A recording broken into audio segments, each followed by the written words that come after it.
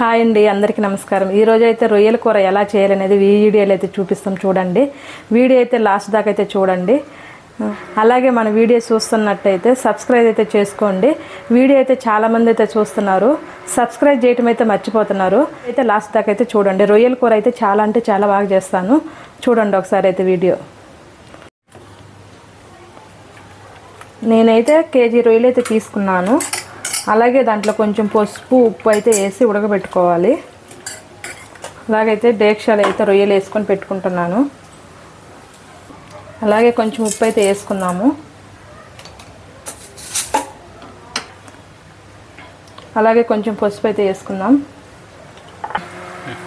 అలాగే సగం దబ్బ నిమ్మ దబ్బ అయితే పిండుకుందాము. నీసు వాసన అయితే రాకుండా అయితే ఉంటుంది, నిమ్మ దబ్బ వేస్తాం కాబట్టి. రొయ్యలు అయితే ఉడికేదాకా మూత అయితే పెట్టేస్తాం. రొయ్యలలో అయితే నీళ్ళు అయితే వేసుకోకూడదండి, ఎందుకంటే రొయ్యలు కడుక్కుంటాం కాబట్టి దాంట్లోనే వాటర్ అయితే ఉంటుంది. అదైతే ఫుల్ వాటర్ అంతా ఇనికేదాకా అయితే మనం ఉడకబెట్టుకోవాలండి. నేను కేజీ రొయ్యలు అయితే తీసుకున్నాను. కేజీ రొయ్యలకు వచ్చేసి 3 టమోటాలు, 2 ఎర్రగడ్డలు, 3 పచ్చిమిర్చి అయితే తీసుకున్నాను.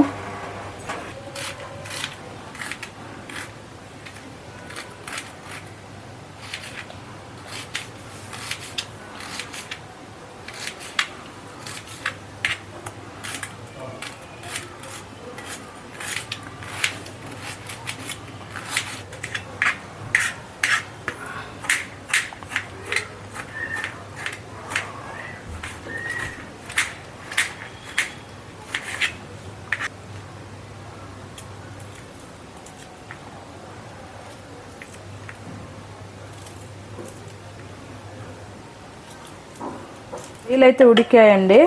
రొయ్యలు అయితే ఒక ప్లేట్లోకి అయితే తీసుకుందాము. కడాయి అయితే పెట్టుకుంటున్నాను.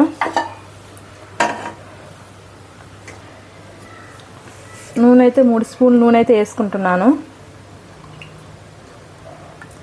ఎందుకంటే రొయ్యలు ఫ్రై చేయాలి కాబట్టి అందుకని నూనె అయితే కొంచెం ఎక్కువ వేసుకుంటున్నాను.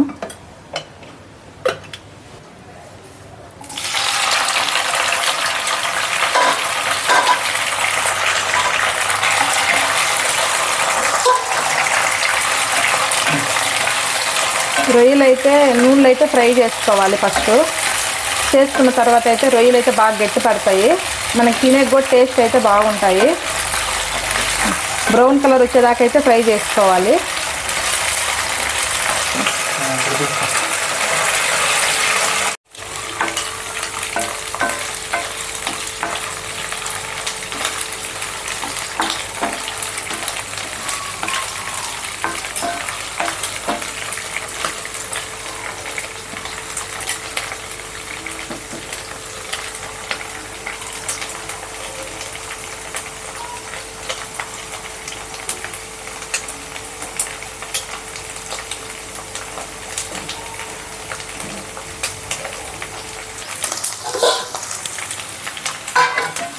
రొయ్యలు అయితే బాగా ఫ్రై అయినాయి అనుకున్నాము.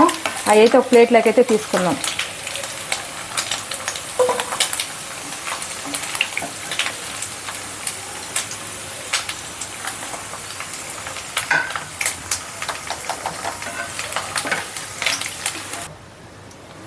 అదే నూనెలో అయితే కొంచెము తాలింపు గింజలు అయితే వేసుకుందాము.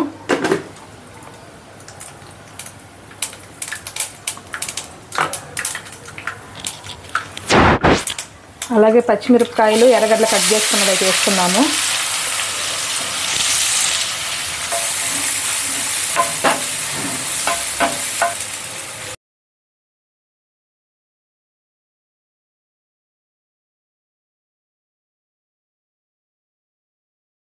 వేసుకుందాం.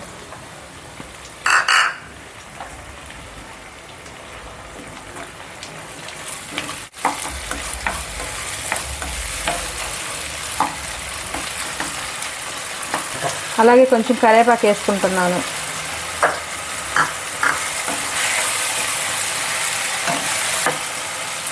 కొంచెం పసుపు అయితే వేసుకుంటున్నాను. అయితే బాగా ఫ్రై అవ్వాలండి, బాగా గుజ్జు మాదిరిగా రావాలి, అప్పుడే టేస్ట్ అయితే బాగుంటుంది.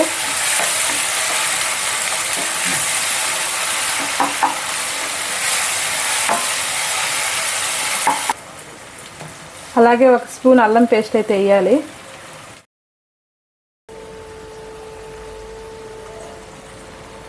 అలాగే సాల్ట్ అయితే వేసుకున్నాము. బాగా పచ్చి వాసన పోయేదాకా అయితే బాగా ఫ్రై అయితే చేసుకోవాలి. టమోటాలు, ఎర్రగడ్డలు, అల్లం పేస్ట్ అంతాను.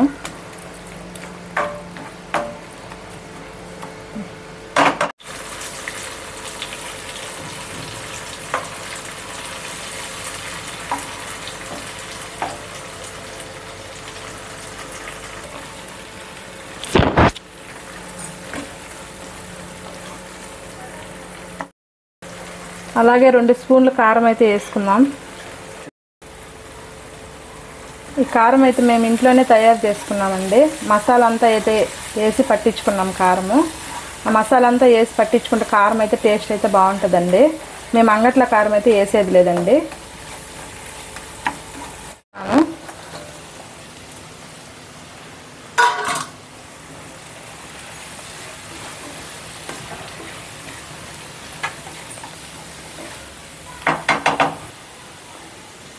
కొంచెం గుజ్జుగా కావాలంటే నీళ్ళు వేసుకోండి, లేదంటే కొంచెం ఫ్రై లాగా కావాలంటే అట్టే మసాలా వేసుకొని కూడా చేసుకోవచ్చండి.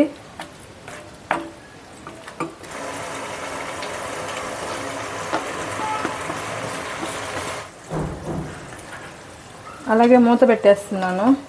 ఒక 2-3 నిమిషాలు అయితే బాగా అయితే ఉడకాలి.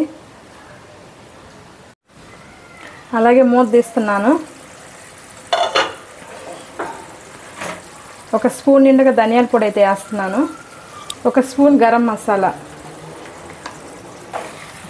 వేసి కొంచెం తిప్పుకోవాలండి. మసాలా అంతా కలిసేదాకా అయితే తిప్పుకోవాలి.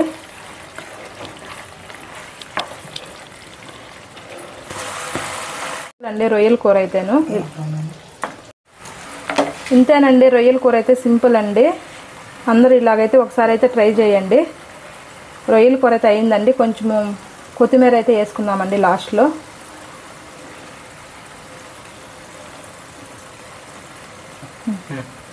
కొత్తిమీర వేసి దించేద్దామండి. మూత అయితే పెట్టేద్దామండి. రొయ్యల కూర అయితే అయిపోయింది, దించేద్దాం.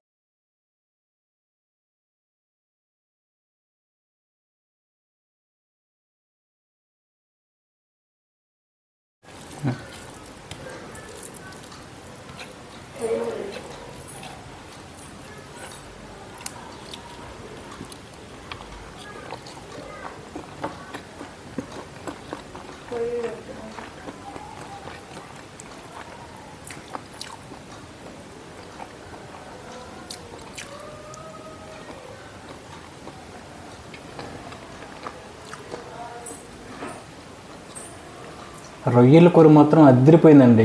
ఒక్కసారి ట్రై చేయండి, సూపర్గా ఉంది, సూపర్ టేస్ట్. మేము మా ఆవిడ బాగా చేస్తున్నాం రొయ్యల కూర. సో ఇదే విధంగా మీరు కూడా అయితే చేసుకోండి, సూపర్గా అయితే ఉంటుంది. ఫుడ్ అయితే వేస్ట్ చేయబాకండి. ఇది మన కంచెలోకి రావాలంటే దీని వెనకాల ఎంతోమంది రైతుల సమాధానం ఉంటుంది. సో ఫుడ్ మాత్రం వేస్ట్ చేయబాకండి, భోజనం మాత్రం.